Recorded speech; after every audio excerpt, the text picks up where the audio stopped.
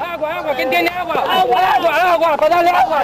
Estas personas no son ciudadanos de primera clase. No va a quedar impune, por muy nativos que sean. Yo me siento culpable, señor, de la muerte de los policías. Pero tengo la conciencia limpia como lo tiene todo el gabinete. Y quien piense de esa manera quiere llevarnos a la irracionalidad. Acá hay un complot. A la barbarie subversiva y sediciosa. ¿Qué hace una vendedora de gas en el Congreso? El gobierno ha actuado como un gobierno democrático. ¿Esos son los nativos inocentes? ¿Dónde está el Estado?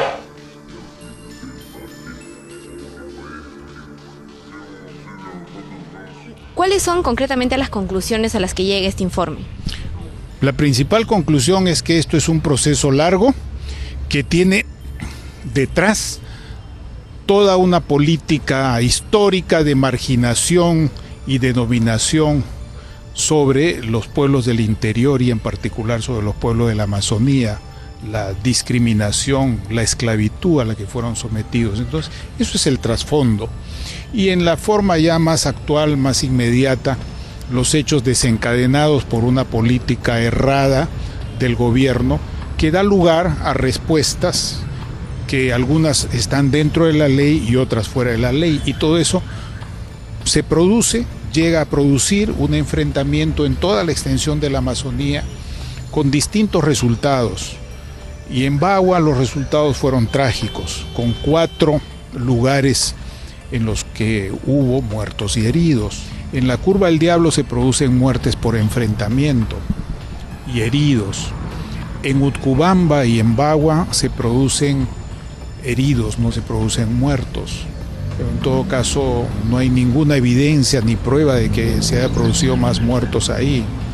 Tercero, en la estación 6, allí se producen homicidios, muertos por homicidios, que es una diferencia muy grande con respecto a lo ocurrido en la Curva del Diablo.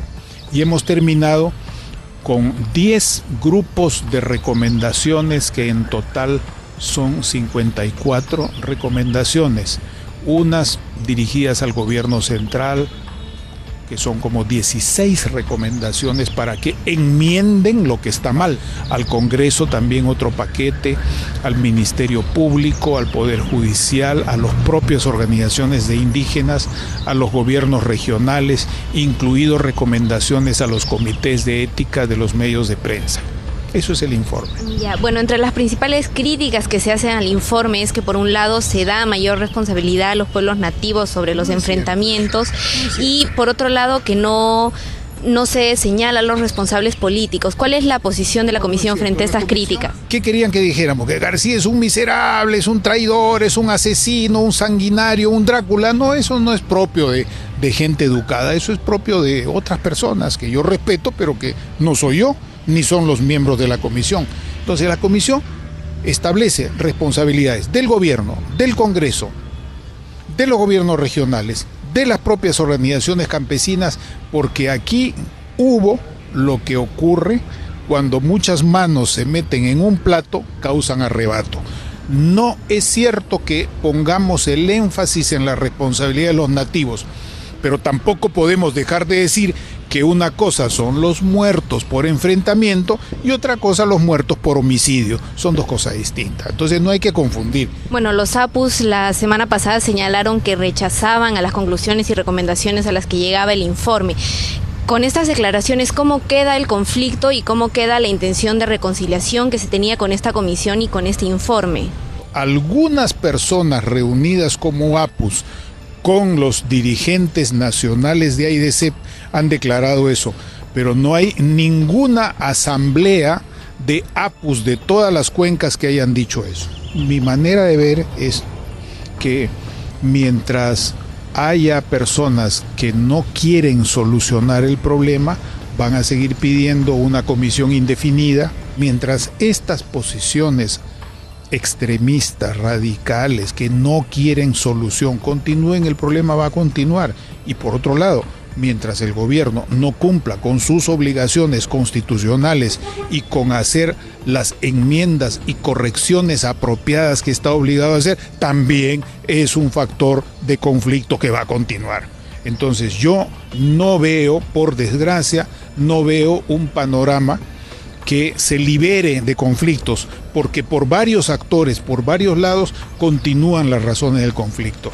Y finalmente, ¿qué recomendaciones daría usted para poder llegar a una solución en este conflicto que ya tiene mucho tiempo entre los pueblos amazónicos y el gobierno central? En primer lugar, hay que dar una participación muy grande a los que viven allí. Si tú tienes un conflicto en tu barrio, no puede venir el jefe del distrito a resolvértelo. En segundo, hay gobiernos provinciales, hay gobiernos distritales, hay gobiernos regionales. Los dirigentes indígenas y representantes de blancos y mestizos deben trabajar bien ahí y deben cumplir las cosas que deben hacer. Por último, te hago una reflexión que no es una justificación de lo malo, de nada, simplemente lo siguiente.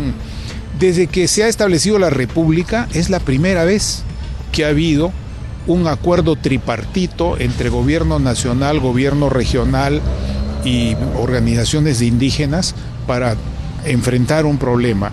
Y hay resultados de las mesas 2, 3 y 4. Lo que nunca ha pasado en el Perú se ha tenido esta vez, como sea, por errores, por aciertos, pero ya se tiene. Esto hay que mantenerlo.